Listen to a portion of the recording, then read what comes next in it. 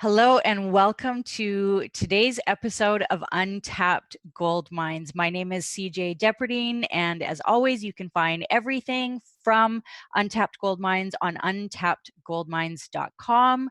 We also have a YouTube channel, and the podcast is distributed across iTunes and Spotify and some of your other favorites, thanks to Anchor FM. Today, I am very excited to have Lorie Corcuera here with me. Hi, Lorie.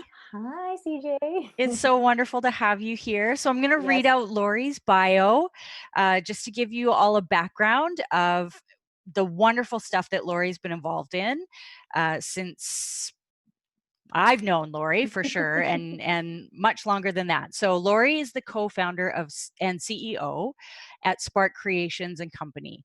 It's a training and development organization that inspires people and companies to create meaningful cultures and workplaces. Over the past 20 years, Lorie has cultivated her people and culture development, community relations, and leadership coaching experience as both a strategic and progressive senior human resources leader in technology, interactive entertainment, retail, hospitality, manufacturing, professional services, and nonprofit spaces. Lorie is passionate about elevating the life experience at work and cultivating a community that is igniting and enriching our human spirit. I love it. Lorie has been a featured speaker for Disrupt HR Vancouver, HR Tech Human Capital Symposium, CPHR Victoria Symposium, CPHR BC and Yukon Annual Conference, HR Professionals Association Annual Conference, Canadian Auto Association Customer Experience Conference, and Women in Tech Regatta. I know there's just so much you've done. You're so incredibly accomplished. I love that have the opportunity to have you on the show here today. Lorie's also published articles for magazines, Inc., People Talk Magazine, and BC Business. Lorie is a certified professional coactive coach with her CPCC, with the Coaches Training Institute, or CTI, some know of.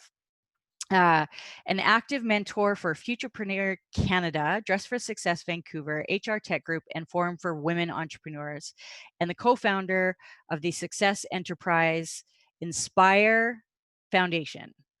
To learn more, please do go visit sparkcreationsinc.com. And wherever this is posted, I will also post all the links that we refer to in this conversation. So did I miss anything, Lorie? No, but why is it so hard to hear that? Oh, that's a great question. Why do you think it's hard to hear that? Oh, yeah, because I talk about a lot about self-compassion and compassion and love in general. And then you hear someone talk about you and it feels uncomfortable because maybe I feel like, oh my gosh, it's all about me, and it's gonna make my head feel so big or whatever. So it just feels awkward. But at the same time, I think leading by example, it's actually good to be okay with that, to feel proud and appreciate yourself, because if you can appreciate yourself, then you can appreciate others even more. Oh, what a great response. And I have to say, out of that response, I had this like visceral reaction to it, because you are so right. There are so many of us, especially women, in management and above positions, who many, and I won't say all, but many do struggle with the idea of self-promotion. It's Yes. very tough. And I know I have as well. And I know that some of the greatest mentors that I've ever had have said, you need to bring your credentials and you need to stand up and say, what you've done and why people should care. And so I think it's really great that you kind of leaned into that and Mm-hmm. just said that that's kind of part of what we need to do. Mm-hmm. And I have to agree, because it's important that we acknowledge the work that we've put in, Yes. and that we take pride in what we've done, and we don't let go of that, because you've done a ton. And I'm curious how Mm-hmm. you got on this journey. How did you Mm-hmm. get started? Yeah, well, I got this question beforehand, so have thought about it. But then every time I get on a podcast, it kind of makes me want to change. Like in the moment, I'm trying to Right. feel like what's the answer that I want to share. So first of all, I've been on this journey. It's a lifelong journey. So it never stops in terms of learning. And so I'll never ever call myself an expert. But I do appreciate what you shared earlier about really acknowledging who we are, because I think that vulnerability and that courage to do so, and to be able to share our stories like we're doing right now, is so important for us to build our confidence and our leadership. Back to the theme of what we're talking about. But my journey, there's so many different points I could talk about, like an experience I had when I was on a playground, and there were some kids that I wanted to connect with, and they turned their backs on me, and then I had this moment of feeling lonely and scared, and that has really been a spark that's kept me, ignited to ensure that everyone I connect with feels seen, heard, and cared for. But there could also be a moment where I'm sitting at a dining table. I was dating this guy, and all his family were like a professor. Everyone was in school and university, and they were all talking about all their different programs that they're taking, and they were just all sounding so smart. And we've known each other since high school. I had taken time after high school to keep working. We just couldn't afford it, or I just was not in the space of going through that. So then I found myself in that situation where I couldn't even, talk. I actually, when it came to me and they're like, Lorie, what's new with you? I put more food in my mouth. So that's a part of my personal journey of really not wanting to put myself in a situation where I couldn't be a part of the conversation and be able to share some thoughts and yeah, just be there. And then there was even my divorce. I had gotten married at the age of 30. I realized that I woke up and everyone is married with kids. And I was like, wait a minute, I've been focused on my career. I've got an education. I've got all these things that I thought I was supposed to check off that define success. And then the divorce happened, and then I lost myself. And that's when I discovered coaching and realized that I hadn't really been living my life for myself. I've been living it for other people and be externally focused. So when you take those three things, there's so many different aspects of leadership or just being human that I didn't know starts from within. And the more we take the time to learn more about ourselves, and more grounded in we are in who we are, in who our whole being, but also that we can be more present for others. So I'm sure we'll talk more, but that's really, what keeps me going and what inspires me, and really drives my purpose in life. I love that. So you spoke about a few pivotal moments that kind of untapped you. Untapped. Yes. Right? Hmm. So one is just acknowledging that feeling that happens in, elementary school to high school, and, we all have that feeling, Yeah. whatever that is. Trying to fit in, right? Right. And sometimes that carries on for a good chunk of our lives as well. I mean, we talk about, especially in, the coaching world, life coaching, for example, like Mhm. childhood programming, what are the limiting beliefs that we have, all this kind of stuff. But it sounds like you had this desire to pursue what could be greater for yourself at all times. Yes. And Yeah. that's so fantastic. So that pursuit of greatness, Mm. how do you see that play out in the work that you do every Mhm. day? Because you're supporting organizations and leaders, and you're Mhm. helping them create cultures and or Mhm. shift their cultures, identify their cultures, Mhm. lean in, Mhm. adapt around, whatever terminology you want to use, but you are helping with culture on a day-to-day basis. So how does that apply? Yeah, I mean, it's changed and evolved as I became more conscious and aware. And again, my own personal journey was sort of simultaneously happening at the same time of me understanding what culture is today. Because when I went back to school, finally, because after that dinner, I think I went home and I Googled something like business school, and I found out about human resources because I knew I wanted something business related.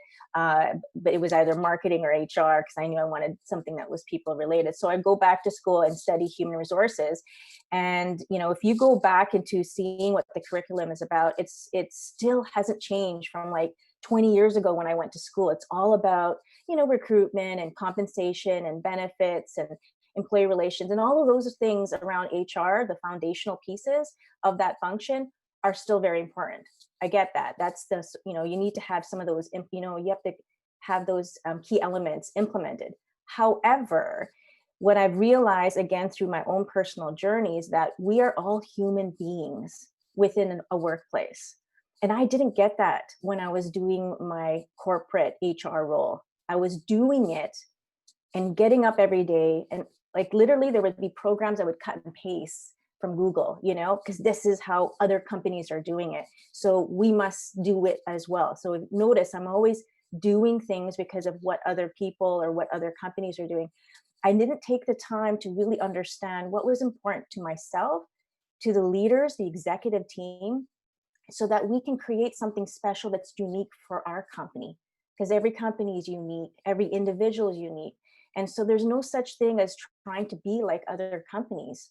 But I wasn't taught that. I wasn't taught to take the time to ask these questions of ourselves and then of the leaders. I just kind of did what I was supposed to do, whatever the program told us to do. So I think that's the huge shift in untapped, gold mine that I realized, was that we are all human beings within the workplace. So we need to treat it as that when people come into our organizations, leaders, team members, whatever, we need to take the time to understand who they are as an individual, the whole person, so that they can personally be connected with themselves and then show up even better for others.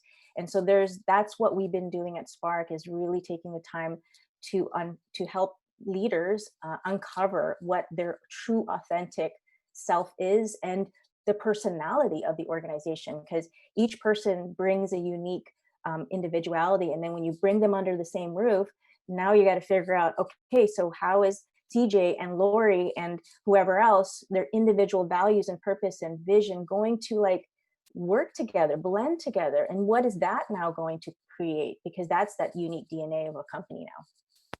Right. And so I want to call out the date, because right now it is April 11th, 2020. Mm. The world is experiencing this incredibly ever-changing pandemic, COVID-19. We are facing the reality that some of the stuff that we were taught, Yeah. in terms of how to run a business and how to support our people and how to make decisions every day, they're kind of imploding in front of us today. And I'm with you. I agree with you that the foundations typically don't change. Those can stay the same. But there's a lot changing in the world around us today. And so you kind of pointed to the fact that culture is unique to the organization, unique to the leaders, unique to the people, and it's changing all the time. What else do you see changing now that we are dealing with this and likely not to come out of it supposedly until summer? We're going to be re-entering a workplace that we're not as familiar with anymore, and a lot has changed in between. So what do you think we're going to see from our organizations and our leaders that kind of comes out of this situation, if anything comes to mind? I know it's a really tough question, but It is, but it's also something that I know you and I really connect and feel very passionate about. So for a lot of the people on the call, I think traditionally we look at leadership as a way that's outward focusing, right? I when we get a request on our leadership topics, they always want to skip the leading self module and just go leading teams. Just right. tell me what I need to do. Give me the process. Give me the,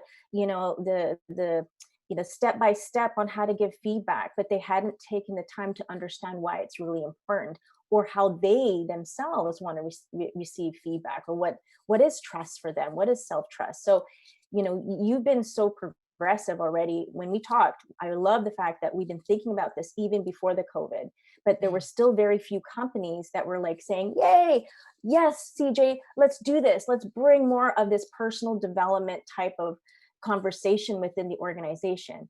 And the reality of it now is that when we're on Zoom or remote or whatever tool we're using, we're realizing when we're looking at that person in the video that they are a human being. We're seeing their home now.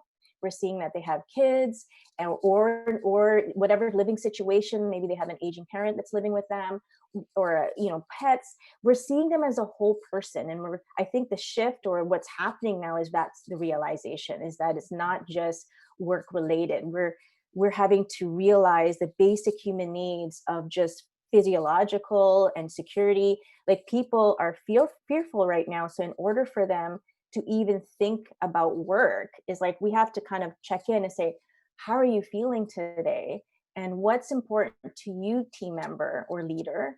And let's start from there, Right. and that is going to be different for every single person, which is why the values and the purpose work, which we've been doing for years, but a lot of companies can do more of. I think that's going to be needed more, or people are going to realize that that is something that we need to focus on. So I think more of a personal connection to the individuals within the organization, I think, is going to be a huge focus. Right. Yeah. And I mean, it's a very interesting kind of paradox because Mhm. that is going to be incredibly important, as you and I both know, because we've got people, and we spoke about this just before this call. We're on the roller coaster ride ourselves, and we Yes. focus really heavily on optimism and positivity and like being a light for our audiences, whoever they may be across the globe. And our leaders have a responsibility to do the same. But there is no leadership training program on how to be the light, Mhm. right? Or Mhm. there aren't too many of them. And like you said, it kind of comes from within. And that's not an easy sell for people like you and I who come from this space. We know that to go to a leader who says, I need to recover this business, I need to bring this business back to profitability, that's my number one focus, because if I can't do that, I can't do anything else. And Mhm. we're saying, but wait, you have a bunch of people that have been riding an emotional roller coaster for 2 to 4 to 5 months. Yeah. Some of them have lost family members during this time, or some of them had near losses. Some of them themselves may have been very sick. Mhm. You know, so does the work start today where the opportunity is available? Prior Mhm. to that, I need to get the money coming back in the door. Mhm. What do you Well, think? I think I was on another podcast trying to minimize my webinars and my Zoom connections to at least 3 a day, but I was on one yesterday, and the speaker, I mean, the person that was leading it, I know her, and she shared an example of her daughter, who I think is in high school, if I remember correctly, saying, "Mom, the way I'm going to make a decision of which company I'm going to choose to join when I start working is how did you support your team during COVID-19?" Mm, right. Isn't that Amazing. isn't that amazing? Like, And this this is a is a high school teenager, teenager, right? but they're Yeah. thinking about that already. Yeah. So when I think about that question and I reflect on it, I realize that the generation, whatever their age, because they're going through this right now, like even the little ones who can remember, teenagers for sure, anyone that's sort of thinking about going into the workplace, we're all kind of experiencing. We're all kind of waiting to see, what's going to happen, but also we're really watching now how people are responding to it. The Right. leaders and the companies and the decisions that they're making, if they're taking care of people first, I Right. think people feel more connected to that. And why is that? Because it's a human need for us to belong, to also to be compassionate and to Right. be human with each other. And the ones that don't, or they I don't know, I don't want to say, because lots of people make certain decisions for their own right reasons, and I want to honor that as well. But I think the ones that do focus more on people and do it compassionately, are the ones that are going to continue to thrive. So I don't know if that answered your question, No, because it's yeah. Mhm. great. So I'm wondering how we do that today. So Yeah. we've got this remote world, and for many organizations, we're not used to it. And for Mhm. some, especially tech companies, this is like second nature, right? Mhm. Mhm. I know I've been, because of my businesses and just the nature of the work that I've always done, I've been heavily involved in the remote space. So we now have, some organizations just getting on board with that, Yeah. and they're trying to find that way to connect. They're trying to find that way to do their one-on-ones. They're trying to find that way Mhm. to build the rapport that might not have existed, but is now really vital with Mhm. their people. Mhm. What did they thinking, or what are they using today that you know of that's helping them untap these types of conversations? Yeah.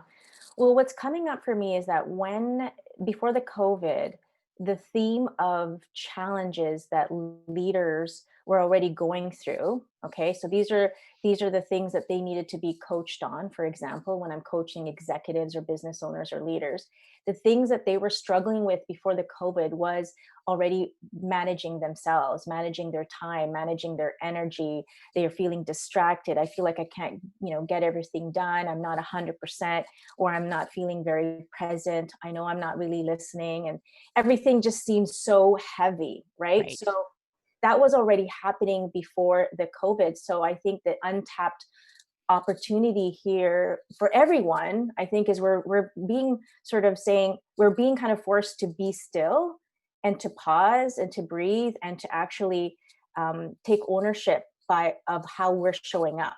Like there's no way for the way that we used to be, feeling all distracted and not being 100% and going from meeting to meeting. And you could tell, right, when the leaders are not there, they're on their phones, they're on their laptops. That can't happen anymore. That can't continue on, because especially when we're on Zoom or we're on a remote kind of situation, we need to make extra effort to be intentional and purposeful with our connections, because it takes more effort to make that person feel they belong or that they feel valued from a video, right? It's not face to face anymore. So Right. the words that we use, we have to be more appreciative. We've got to focus and be more attentive. Like Eric Tamunde, one of my friends, he put a video on it and he learned this tool. One of the leaders he was speaking with is now having a journal open. Every time he has a one-on-one meeting, he's writing down everything that's sort of coming up for that individual. Right. That's not work related, so that when they have a conversation the next day, they go, oh yeah, so how is so and so? I think you said you had a family member that wasn't feeling too well, or that your daughter is 13, she was going to start doing this virtual online schooling. How's that going? Right? These little things that we're paying attention to now, and then bringing that into the conversation through an online kind of tool, is even way more important. And so I think the opportunity is more self-awareness. Right.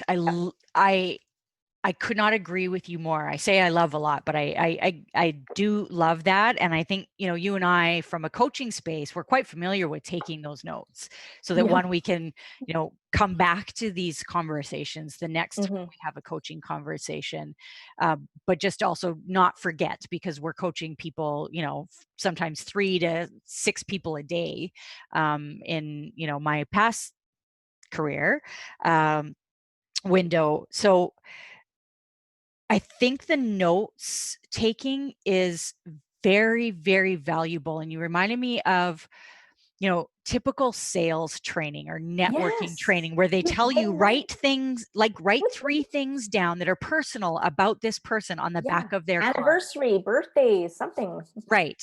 Just simple stuff. But let's talk about how that makes people feel. So if Mhm. you're on the receiving end of Mhm. that conversation where Mhm. somebody checks in with you and removes the work just for a few minutes and checks in with you, what do you think comes up for those people that are on the receiving end of that, Lorie? Well, for me, there are 5 languages of appreciation. If Right. anyone has heard of that, or if they haven't heard of it, I highly recommend looking into that a little bit more. I love words of affirmation. I know that about myself, and also physical touch. So I'm a hugger. This is really hard, for me these days. Yeah. Not being able to have that human connection, and but I'm surviving. But yeah, the words of affirmation, I know, is my appreciation language. So because of that, I love it. If when someone says, they notice the little things, or they'll send me a little text message and saying, hey, how are you, or it's happy birthday, or whatever, I just feel, wow, they thought about me. Right.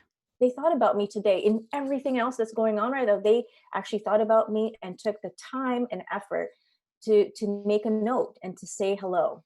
Right. And it doesn't even take that long to do it. I know it's natural for us as coaches, and that's another thing I'd love for you to bring back a little bit later, is that coaching is the I feel the strongest way build connection and relationship if we could use the Absolutely. coach approach. So I don't know if that's part of your leadership program right now at Unbalanced, but I think that is, if this is the time right now for coaches, this is the time, right? Because Right. we're fully present, we're curious, and we're really wanting to pay attention to the individual. Right. And yeah, I would extend that to just coaching in general, coaching skills for leaders. I know that there's like 4 very powerful questions that I've always been able to ask historically. And if you don't mind, I'd just take Yes. a couple moments just to share those, because we brought it up. It comes from appreciative inquiry. I've kind of made them my own. After the how are you doing, what's going on in your world, we start with what's working well for you. Mm-hmm. Right? Great Yeah. question, Love because that there's a lot question. that can come out of that.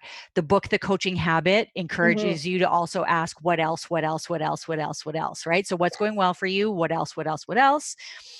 What could be even better for you? And I take this one kind of from Erickson, from my coaches training at Erickson, Mm-hmm. and adapt it with the appreciative inquiry, because the concept of what could be even better asks the individual to look within, look at Mm-hmm. the areas of opportunity that aren't feeling that great Mm-hmm. today, Mm-hmm. but also solution. So you're being Yes. problem aware while solution focused, Mm-hmm. but Mm-hmm. it's solution focused. And Mm-hmm. then how might you get there, right? Love What it. needs to change? What could you do? What Mm-hmm. could you do differently? However you ask that question, like what can you do to get there? And Mm-hmm. what is realistic? What are the next steps? Who's going to Mm-hmm. take the R on that, right? If you look at the Mm-hmm. RASI, for Yeah. example. So again, what's working well? What could be even better? How can you get there? And what are the next steps? Mm-hmm. 4 very simple questions, but really powerful in even today's time. Yes. And really, I think historically, I honestly, I was able to probably do the first maybe 5 to 6 coaching sessions with every client just by asking those 4 questions over and over and over again. Because there's always, especially with the what else question thrown in there, there's always more that can come out from somebody. Mm-hmm. And then Mm-hmm. asking what is important for you to focus on today, right? Yeah, and these are great questions. So you don't, whether you've taken training like CJ and I, you don't have to go through the being certified, or Right. hopefully you have some coaching skills that you have through your programming at work. But just using those 3 or 4 questions as a daily kind of check-in, part of your one-on-one check-in, is amazing, because you get so much information, and the curiosity that comes from that, they will feel it. And then pay Absolutely. attention, like actually listen, and then pay attention and write those notes down. Right. And there's nothing wrong with writing those notes. And you can tell people in advance, Yeah. I'm going to take note of this stuff. It's for my own reference, just so that I can come back to it, because it Mm-hmm. matters to me what you say. And I want Yes. you to say whatever is on your mind, because it's important to me. Mm-hmm. Right. So you and Love I both know kind that. of that untapped gold mine of coaching, just that simple curiosity. What else would you see as an untapped gold mine out of coaching? So I've shared 4 simple questions, but there's a lot more to coaching than just asking 4 simple questions, right? So what else from Yeah. your experience? So when I did my coach training, I had this master coach say to me, because I struggled with my supervision calls, and I would think, oh my gosh, I'm not a great coach, because they would share all the feedback. And then one time she said to me, she was, Lorie, do you know how to love? And I said, yes. Do you know how to listen? I said, yes. Then you're a great coach. And I just loved what she said. And I know I say love a lot. So whether you use love or not, let's just say you care. Right. Do you care? And do you care, or you know how to care about your people? And do you know how to listen? I think those are just 2 little things I would add to those 4 questions. It's just the gift of listening. When someone is truly listening, especially on an online kind of tool, because it's a little bit trickier. But if you are able to do that with, you're looking at the camera, you have no distractions, you're fully present, whether you're taking notes, but even pause on the taking notes and just like take a moment to really connect with them, people will feel like, wow, that person is making an effort. Because it's very, very, it's not very often that you see that. Most of the time I see people who are completely distracted with their phones, or their phone is down, but you can kind of see the little bit of a fidget of like, oh, like how long is this going to be? Like, you need to be still, and in order to do that, it takes time to learn more about that, right? To be self-aware. Right. And you've brought up a couple of really good points that I want to bring back as well. The Okay. checking the phone. Uh-huh. I've seen the checking the watch. Mm-hmm. I've seen the kind of like distraction from the computer. Mm-hmm. I would say that today, absolutely no, right? Mm-hmm. We want to be fully connected. And if we have to be disconnected for some reason, then we should be very upfront with it when Mm-hmm. we're starting a conversation. Mm-hmm. What are some of the other things that we should say farewell to, not just today and not just in this kind of emotional roller coaster we're all dealing with, but to create that connection, show we care and show we really, really want to listen and understand? What else needs to go? Hmm. What needs to go? That's a great question. What is it that I don't want from the old world to come to the new world? Sure. You know what I'm struggling with? I'm having withdrawal with the idea of having to be busy all the time. Ah. So I don't know if that, adds a little something to spice you up in your brain here, because I'm a high achiever. And I think Mhm. a lot of us, especially when we're in a leadership role, we feel the need to look busy, to feel busy, to know all the answers, to kind of have everything together. I can't show any weakness or show that I'm, lost or whatever. Like all these different old paradigms or, thoughts that we put on ourselves, either someone in the past or our parents telling us to be a certain way. And all of a sudden we think that that is what true leadership is supposed to just be this most powerful superhuman. And that has to go. That has to go. There's no such thing. We are all learning. We're all living this life together in our own unique way. And it's okay not to have the answers. It's okay not to be 100%. It's okay to all of it. And at the same time, take ownership to acknowledge where you're at and then do something about it, not ignore it. So I'm going to Right. pause there because I'm sure you got to Oh, share there. But no, I think the yeah. yeah, it's fantastic because I'm the same. Like I am a Mhm. workaholic and my work is actually my passion. So Yeah. this what we're doing here might seem like work to other people. This is like my gym time. My husband goes to the gym for 2 hours, I do Yeah. podcasts and like, side projects to just intellectually stimulate my brain. But I too have recognized this just insurmountable feeling that that is not sustainable in this world. And I don't currently have direct reports, but I look at the people that I coach, the people that I support, the people that I'm trying to help develop as the people that need my attention the most. And so when Mhm. I think about busy work, I think about how can I support them? So if we want to replace busy work with something for the high achievers that need to be doing something all the time, I think what I'm hearing from you is we need to replace that with connection, Yeah, for right? And sure. that's just busy enough, plenty, Mhm. but it also creates that opportunity to really forge those bonds that we need moving into whatever the next new normal looks like. Yeah. Well, I have a question for you, CJ. When Mm. describe someone, whether they're been in a leadership role or not, but someone that has been influential to you or someone that inspires you. Like, describe what their qualities are and why. Oh, that's a great question. Interestingly enough, yeah, I have a few people that come to mind, but one of the most powerful um, leaders that has inspired me is somebody who stops and asks me how I'm doing and really cares about me um, before we even get into anything else. Mhm. And also, before giving me feedback, asks, do you have any feedback for me? Wow. Okay. Because I don't believe, and you and I spoke about this last time we met. Um, I don't believe we can create a culture of feedback in an organization, especially Mhm. after this situation, Mhm. without really recognizing that it has to come from within first. We have to be vulnerable enough to say, hey, do you have feedback for me?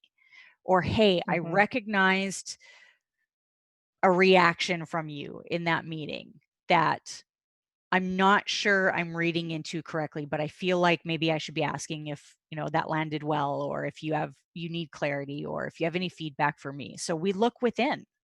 To Mhm. me, any leader that starts with, that internal, whether it's looking internally at me or internally at themselves, first and foremost, if we get the internal out of the conversation first, and certainly not out of the way, that is not a good word. And I definitely don't want that to be confused with our listeners when they hear back. But if we can get the internal on the table first, then we can truly lean into all the other stuff that we need to work on, right? Yeah. And Whatever what is that it is. for sure? So when you talk about internal, I'm just going to dig. We're both coaches here. I don't mean to be so curious. Like it No is just, problem. I'm just so curious. I want to hear you speak. So when you talk about the internal, what is it going to take for a leader to do that? Like, what are some ways to bring more of that internal focus? Yeah, Besides asking the question about feedback, but what other ways? right. I think you said it first. You said we have to encourage them to do that internal work. Okay. So now's the time, I think, and you and I also spoke about this before the call. I think now is the time to lean into that learning and development, that self leadership, that Mm-hmm. self purpose, that, you know, what is going to root me and ground me into the days Mm-hmm. when everything else around me is kind of falling apart and I'm overly concerned about it. What's going to keep me rooted? Mm-hmm. Right. And Mm-hmm. I think you said it best, is just looking within. Yeah. And Yeah. how they do that, I don't know. I mean, I think learning and development, but I'm biased, right? I'm quite Coaching with biased. CJ. Yeah. Or Lorie, yes, but I think it is. So I'm going to put it back on you. Is Hmm. there anything else? Yeah. So there was one of the questions you said if I had any resources that could help untap this self-awareness or that Hmm. self-leadership, or at least start the journey of it. Right. And I'll make it available to you as well as a Awesome. link. It's called a leadership profile. So we just call it a leadership profile. You can call it whichever. You can call it profile or a one pager of get to know me. It's a self discovery kind of tool, and all we did is used Canva and added questions and called it a leadership profile because we were using it for our leadership training program. And it's just a nice one pager, fun colors that match our branding. And we ask questions about, when do you light up, or when are you feel like you're in flow, or, what are your strengths? What are your values? What is your life purpose or why? What are your proudest moments? What's something that you want to learn about yourself? What's your dream canvas, which is like your bucket list? So you can come up with whatever list of questions you want, but this is the questions that we came up with, and then it's like an invitation there to sort of get to know yourself. So we used to give that to people as they were getting recruited with us. So through our recruitment process, which we changed the name because I like to do things differently. And I thought, well, what's the one thing that people get frustrated with during a recruitment process or an interview process? And I said, I hate feeling rejected.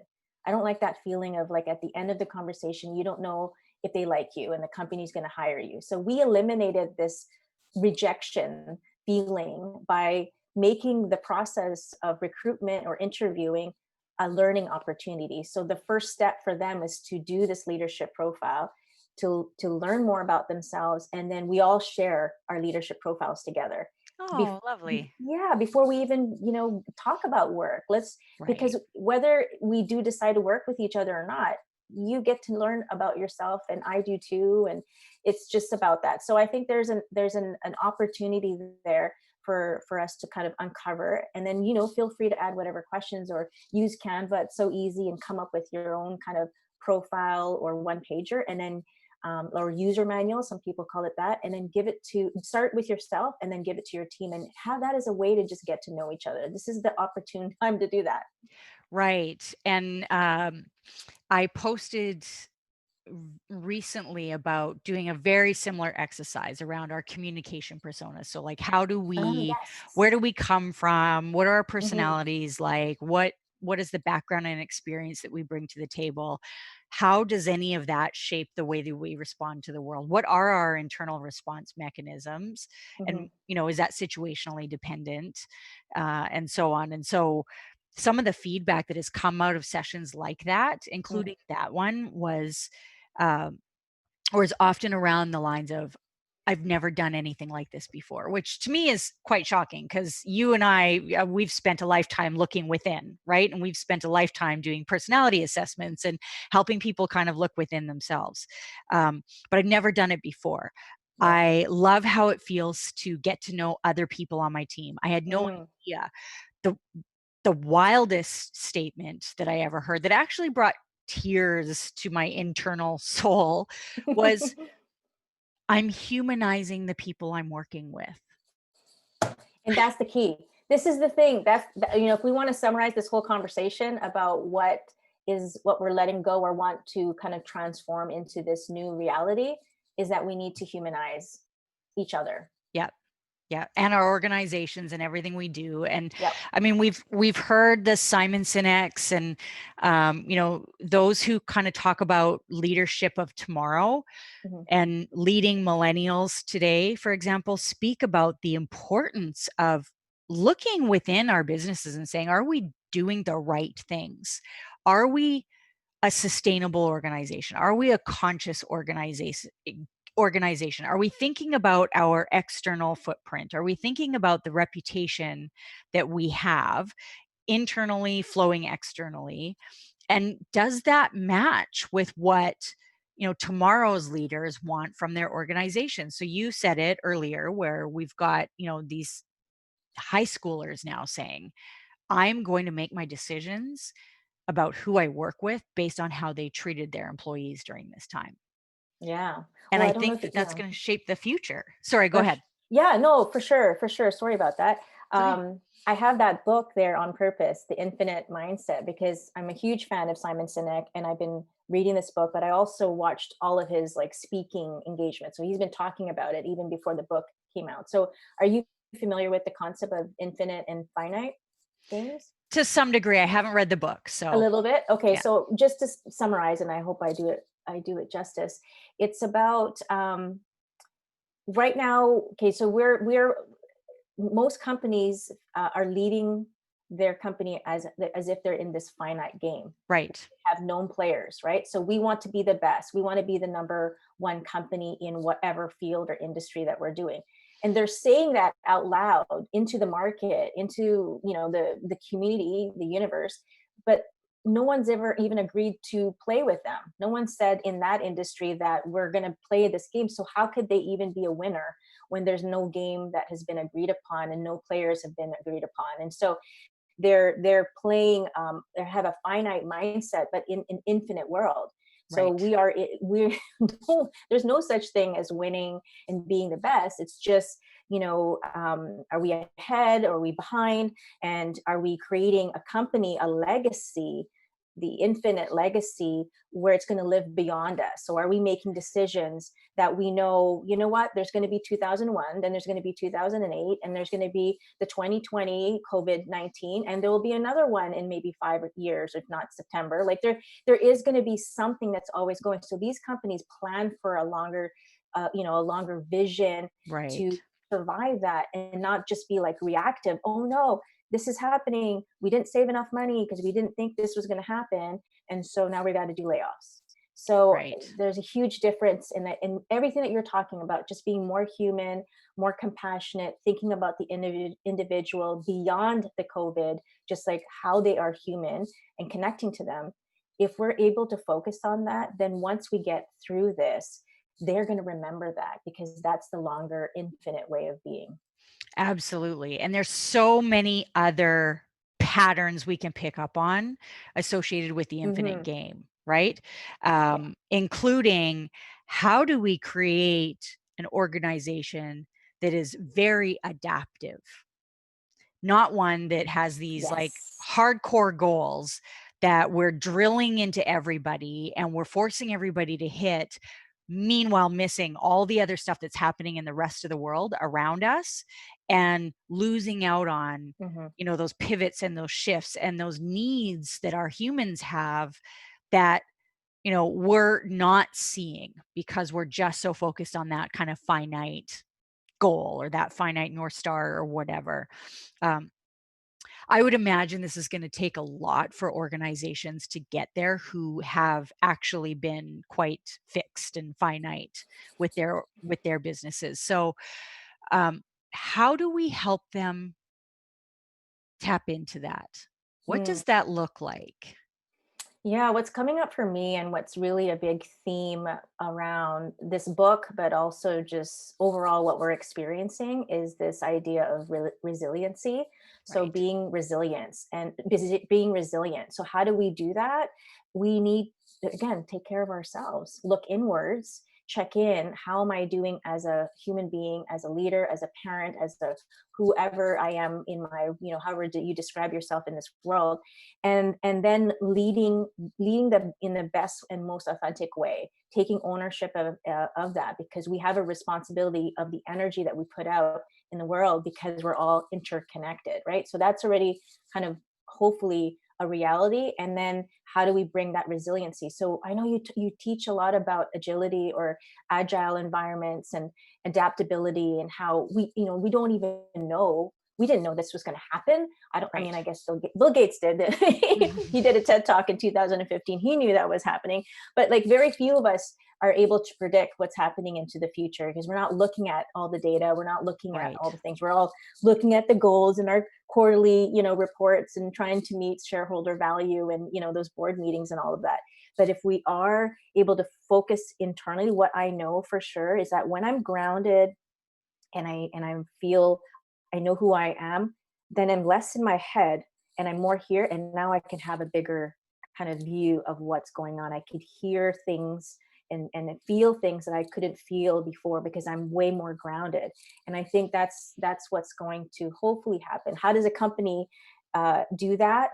I guess, when we talk about the busyness and all of that, like how can they start learning to take care of themselves, to be resilient for themselves as well as for their teams, and then pass that on to their teams, Right. Right. build And resilient teams. yeah, yeah, and I think some of that will come from also evaluating some of the stuff that they, created as busy work. How Yes. important is that today? Hmm. Hmm. And can we swap some of that out for the humanization that is absolutely necessary now and into the future for our businesses? Hmm. So I would love to, I don't know if this is a good time to ask, because then if, so what's the difference between like the busy work versus the humanization or human work? I mean, I kind of know the answer, but I wanted to hear that from Oh, you. I want to know from you. This is the you are the guest here Oh, am I the today. guest? Okay. Yeah. I'm asking myself the question now. Yes, it's a great question. Yeah. Because I was curious when you said that. I was like, okay, if I was like listening, I'll be like, well, wait a minute. What is the difference? And what is a busy work? Yeah. Okay, so I'm going to try to answer that question. I think as a goal oriented person, it's nice to have a vision for your life. It's nice to have purpose and to create goals. I think where I might have missed on that point is, again, focusing on the goals that were external, that I didn't really know had meaning for me. So if I were to bring this into the workplace, I think the way we look at our goals and our strategies and our vision now is, does it have meaning for the individuals creating it and leading it, but also for the rest of the company? And that will help to determine, are we working on the right things? Are we doing the things that are really going to support ourselves, the leaders, the team, the community, like our customers, like really focusing on the meaning and the why and the purpose behind everything that we do. And hopefully that will make us sort of determine, because we're having to do that now. When we wake up, we don't even know what day it is. Right. But we're waking up and we're thinking, okay, what's the absolute most important thing that I need to do today? So we're Right. already starting to be trained to focus on what's most important. And I think we'll just have to keep doing that. And the only way to do that, CJ, is values, right? if we take the time to understand the values of each individual, not just the company, because we know that and realize that they're all humans, just happen to be under, you know, the umbrella of this company, then we're going to be able to create more of that connection, more of that decisions that are more aligned with all of us. Right. And I think one of the things that you kind of pointed out is yes, the vision, the strategy, the goals are important. Hmm. But I think there's opportunity for us to recognize that pivoting is equally as important. Yes, So yes. as The flexibility. organizations, yeah, like and that speaks to your resilience, right? Like I believe strongly, and I've been kind of like this has been like irking me for a while. I Hmm. believe that we've gotten goal setting wrong in the world. Yeah. I believe that we send the message that you set a goal, you need to target and aim and like tunnel vision, get focused and Hmm. Go, hit that go, goal. go. Yeah. Hmm. To me, I've always set goals that were never about the goal. They were always about the direction. But Nice. I am such a like big advocate, and again, this might be all my own bias, but I'm such a big advocate of being able to pivot. And if we can enable our teams and make it safe for our teams, and again, that safety comes from the connection, right? So we need the connection first. We need to know ourselves within. We need to be able to connect and earn that trust. We need to be able to give the safety to the teams to say, self organize around the goal and pivot as you need to. Just keep us informed as leaders. Yeah. Then we have a very resilient tomorrow. Oh, beautiful. I hope you're recording this, so you're going to be Yes, I able to am. do some. You're going to do some mic drops. You're going to be able to do. I'm going to have to watch this again and write quotes and go and then quote and share it on social media. This is what CJ said. One thing that was coming up for me as you were speaking about that, or just your last comment, I started to envision the times when I used to climb mountains. So I would climb the Chief was one of my most memorable ones, but I've climbed in many places around the world. I did that for 25 years until I injured my shoulder. But as a climber, when we're climbing, you have this partner that you're climbing with, right? And you take turns sort of leading the climb, and then the other person kind of follows. And then you kind of, you keep going and you do these in pitches because that's only the length of the rope. Otherwise, you don't have enough rope to go for the whole thing. So you Right. have these moments between these pitches where you're pausing. And there was one particular climb I did on the Chief in Squamish that we underestimated the time that it was going to take, first of all. So we didn't bring enough water. And then we got lost on one of the routes. So we ended up going part of this route where it took 2 hours instead of an hour. So we ended up having to backtrack and come back. But it reminded me of a moment that we had to pivot and figure out and communicate with each other how we were doing and what we were going to have to change in the moment. So we had to be very agile, obviously resilient. We didn't even do the climb until we were like taking care of ourselves, but we ran out of water. So we had to consider that. Like we started to have to manage the number of sips of water that we were having. And then eventually we got to the top. We ended up getting stuck there, again, underestimating the time, and had to sleep at the top of the Chief for 4 hours before the light, until the sun kind of came out around 4 in the morning. And then we started tracking down because it's completely dark. If you've done the Chief, the hike in the back is completely dark. And so I just thought about that as an analogy of just resiliency, being able to pivot, we had a goal, but then we had to sort of change and figure out how to do another route just to get back on track. And so while we had the vision of getting to the top, we needed to still be able to adjust as we went on our climb. Right. And that's so wonderful. What a great analogy. Because, I mean, that's the reality. GPS works exactly the same. Yes, We've got a exactly. destination in mind, but the GPS is going to make us pivot all the time. And that was the best explanation that anybody ever gave me about agility. Yeah. It's a GPS system. You are rarely ever going to get to that destination taking the exact same route every single time Hmm. because there's construction, there's potholes, there's this, there's that. Um, and again, there's so many arguments and examples we can use for just those moments where the unexpected just happens. I think it's maybe why I like the Big Brother TV show so much. Not the Canadian one, but the US one. Like, it's the expect the unexpected, right? Like, you're Yes. constantly putting these human beings in this, you know, place where they have to pivot, and you're seeing the human behavior play out. It's no different in an organization, because the second an organization has to pivot, and if they don't include their people and they haven't humanized, and it hasn't been a people first organization, now they've got a massive amount of change management on their hands as well. So we Hmm. can avoid a lot of that stuff by being people first. And I think that that's, you know, the root of the message today. So as an untapped gold mine, I think being people first and humanizing our brands, you know, Yes. and building that into our resilience strategy going forward sounds like a really good theme from today. Yay. Yay. Thank you so much, Lorie, for being here. You're You've been welcome. fantastic. I hope people that are listening to this take the opportunity to look back, take some notes. I will be sharing the links that we've spoken about, any resources that might be really relevant to this conversation as well, because there is so much that we can do.